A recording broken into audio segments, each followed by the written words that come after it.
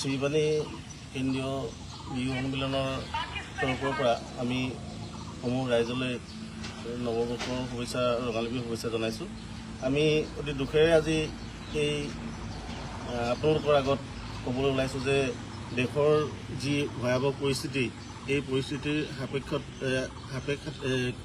সাপেক্ষত মানে কি হৈছে, আমাৰ অসমৰ মুখ্যমন্ত্ৰী মাননীয় ডক্টৰ হিমন্ত বিশ্ব শৰ্মাদেৱে যি বিহুৰ অনুষ্ঠান বাতিল কৰাৰ সিদ্ধান্ত কৰিছে, তালৈ আমি ব্যাপক সঁহাৰি জনাই আমাৰ যি 54তম শ্ৰীবাণী কেন্দ্ৰীয় বহাগী বিদায় 56তম যি শ্ৰীবাণী কেন্দ্ৰীয় বহাগী বিদায়ো সন্মিলন অনুষ্ঠিত কৰিবলৈ লৈছিলোঁ।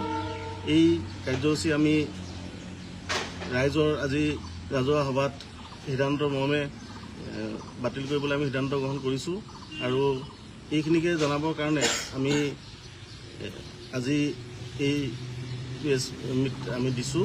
আমাৰ তাৰিখকেইটা কেতিয়া আছিলে? তাৰিখকেইটা আমাৰ আছিলে বহাগৰ 29, 30 আৰু 31 বহাগ, ইংৰাজী 13, 14, 15 মে'। আমি সকলো ৰাইজক দুখেৰে জনাইছোঁ যে এই দেশৰ যি ভয়াৱহ পৰিস্থিতি, ইয়াৰ পৰিপ্ৰেক্ষিততে আমি এই বিহু সন্মিলনখিনি স্থগিত ৰাখিবলৈ সিদ্ধান্ত গ্ৰহণ কৰা হৈছে। যিহেতু ৰাইজে দান বৰঙণি আগবঢ়াইছিলে, সেইসমূহ আপোনালোকে কেনেধৰণে কি ব্যৱস্থা গ্ৰহণ কৰা আপোনালোকে ইয়াতে সিদ্ধান্ত লৈছে? আমি ইতিমধ্যে ৰাইজৰ যি দান বৰঙণি সংগ্ৰহ কৰিছিলোঁ, এইখিনি আমি আমাৰ প্ৰাৰম্ভিক কাম কাজত বহুখিনি ইতিমধ্যে খৰচ হৈছিল। আৰু আমি শিল্পী পেণ্ডেল এইবিলাকৰো এডভান্স দিয়া হৈছিল। আমি আশা ৰাখিছোঁ যিখিনি আমাৰ অৰ্থ সংগ্ৰহ হৈছিল সেইখিনি সুৰক্ষিত থাকিব। আমি এইখিনি আমি ৰাইজৰ আগত দাঙি ধৰিম বা এইখিনি আগলৈও জমা থাকিব বুলি আমি আশা কৰিছোঁ। আৰু যি খৰচ পাতি হৈছে সেইখিনি আপোনালোকক ৰাজহুৱাভাৱে পিছত জনোৱা হ'ব। আমাৰ ইয়াতে উপস্থিত আছে আমাৰ বিহু এইবাৰ 56তম কেন্দ্ৰীয় বিহু সন্মিলনৰ উপসভাপতি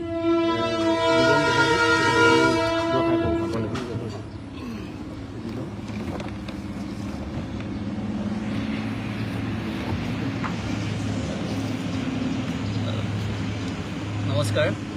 আমি শ্ৰীবাণী 56তম কেন্দ্ৰীয় বিহু সন্মিলনৰ তৰফৰ পৰা সমূহ শিল্পী তথা শ্ৰীবাণীবাসী ৰাইজলৈ আমি শ্ৰদ্ধা জ্ঞাপন কৰিছোঁ।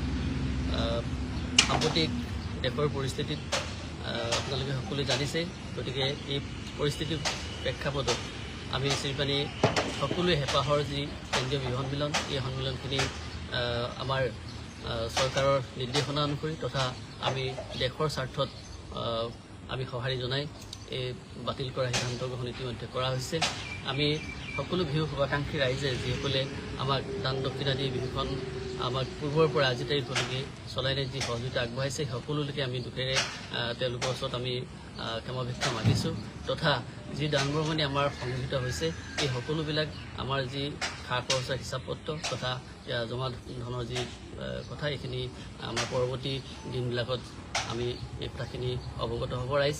আৰু নিশ্চয় ভাল দিন আহিব। ভাল দিনত সকলোৱে আমি এক আনন্দময় পৰিৱেশত আমাৰ কেন্দ্ৰীয় বিহু সন্মিলনখিনি আমি উদযাপন কৰি সকলোৱে আমি আনন্দ উপভোগ কৰিম বুলি আশাবাদী।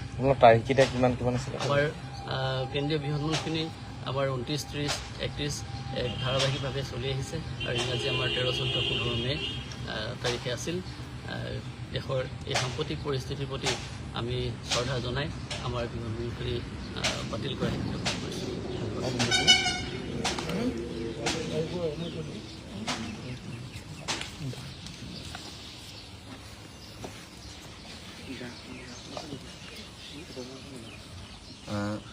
সৰ্বপ্ৰথমে সকলোলৈকে শেহতীয়াকৈ হ'লেও ৰঙালী বিহুৰ আন্তৰিক শুভকামনা জ্ঞাপন কৰিছোঁ।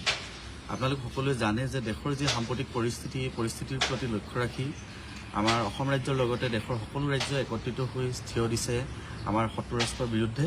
গতিকে এই শত্ৰু ৰাষ্ট্ৰৰ বিপক্ষত যাতে আমাৰ সৈন্য বাহিনীসকলে যিহেতু সীমান্তত অহৰহ প্ৰচেষ্টা চলাই আছে আমাৰ দেশৰ নাগৰিকসকলক বা দেশৰ অখণ্ডতা ৰক্ষাৰ বাবে, তেখেতলোকে নিজৰ প্ৰাণকো তুচ্ছ জ্ঞান কৰি আমাৰ সকলোকে জীয়াই ৰখাৰ বা দেশখনৰ অখণ্ডতা ৰক্ষা কৰাৰ চেষ্টা অব্যাহত ৰাখিছে।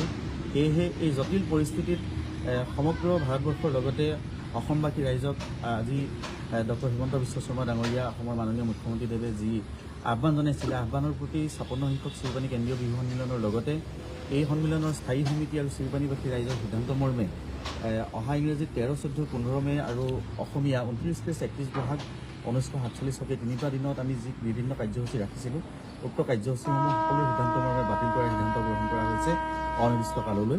গতিকে যিসকল শুভাকাংক্ষী ৰাইজে দান বৰঙণি আগবঢ়াইছিল আগতীয়াকৈ অনুষ্ঠানটি অনুষ্ঠিত কৰিবৰ বাবে, তেখেতলোকক আমি ইয়াৰ জৰিয়তে আশ্বস্ত কৰিব বিচাৰিছোঁ আপোনালোকৰ দান বৰঙণিসমূহ যিখিনি বাচি আছে এইখিনি সুৰক্ষিত হৈ থাকিব আৰু অনাগত দিনত যেতিয়া বিহু সন্মিলন অনুষ্ঠিত হ'ব আপোনালোকৰ উক্ত টকা উক্ত বিহু সন্মিলন অনুষ্ঠিত কৰাৰ ক্ষেত্ৰত ব্যৱহাৰ হ'ব, কোনো ধৰণৰ অপব্যয় নোহোৱাকৈ। গতিকে অঞ্চলবাসী ৰাইজৰ বা দেশৰ প্ৰতি মাতৃভূমিৰ প্ৰতি যি অৱদান বা যি সহায় সহযোগিতা তাৰ বাবে আমি সকলোকে অশেষ ধন্যবাদ জ্ঞাপন কৰিছোঁ যে সদায় দেশ আগত তাৰ পাছতহে অনুষ্ঠান। গতিকে তাৰ প্ৰতি লক্ষ্য ৰাখি আমি সকলো অনুষ্ঠান বাতিল কৰাৰ সিদ্ধান্ত গ্ৰহণ কৰিছোঁ।